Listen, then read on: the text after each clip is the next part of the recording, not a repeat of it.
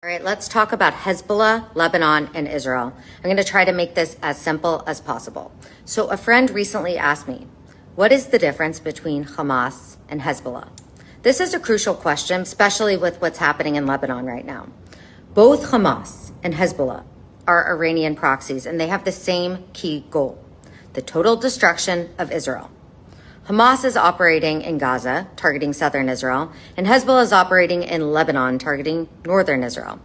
Both of them use civilian homes to launch their rockets and store their weapons, and they both show a total disregard for human life, whether it's Israeli life or the lives of their own people. But Hezbollah is a different beast. Their fighters are more trained, their weapons are more advanced, and southern Lebanon is now a heavily fortified base of operations. As we watch this escalation unfold, I want you to understand one really important thing. This is not a conflict between Israel and the Lebanese people. Just like Israel is not at war with the Palestinian people, Israel is defending itself against Hezbollah, a ruthless terrorist army that threatens its very existence.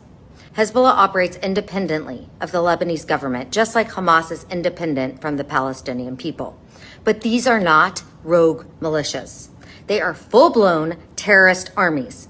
In fact, Hezbollah's military force is larger and more powerful than the Lebanese army itself, and it is believed to be stronger than the armies of most medium-sized European countries. So, since October 8th, Hezbollah has fired over 8,000 rockets into northern Israel. They have killed many, including 12 children on a soccer field. Yet, the world barely condemned it, or worse, twisted it to somehow blame Israel. Over 100,000 Israelis have been displaced from their homes in the north, and they have been living as refugees in their own country for nearly a year. And this is a crisis that nobody seems to want to talk about. And by the way, northern Israel is literally burning. So while most of the world has been focused on Gaza, Israel has been fighting a war on multiple fronts since the very beginning. With Hezbollah ramping up its attacks on the northern border, the teeny tiny country of Israel is defending itself from murderous terrorists to the south, to the north, and to almost every direction. It is absolutely insane. So why is this happening? It's pretty simple. Hezbollah thrives on chaos, and Iran uses them to keep Israel constantly on edge. The most frustrating part is that there is supposed to be a buffer zone between Israel and Lebanon, monitored by, guess who? The UN. But guess what? UNIFIL has completely failed to enforce it.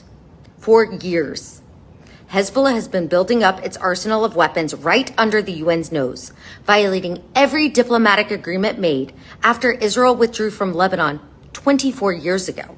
And now, Israel is left with no choice but to respond. As always, Israel is doing everything it can to protect civilians on both sides. But no matter how precise their targeting of Hezbollah's military positions, they are still demonized. Just look at last week.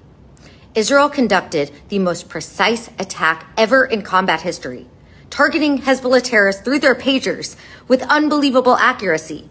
But politicians, the UN, and media figures still condemn them. It's as if Israel is simply not allowed to defend itself at all. And you know what I call that? Anti-Semitism. Plain and simple. This war is going to have devastating consequences for both Israel and Lebanon. Israel never asked for this war. They never wanted a war on any front. They just want peace with their neighbors. But Hezbollah's unprovoked aggression, like Hamas's, cannot be stopped through diplomacy. This is about survival for Israel.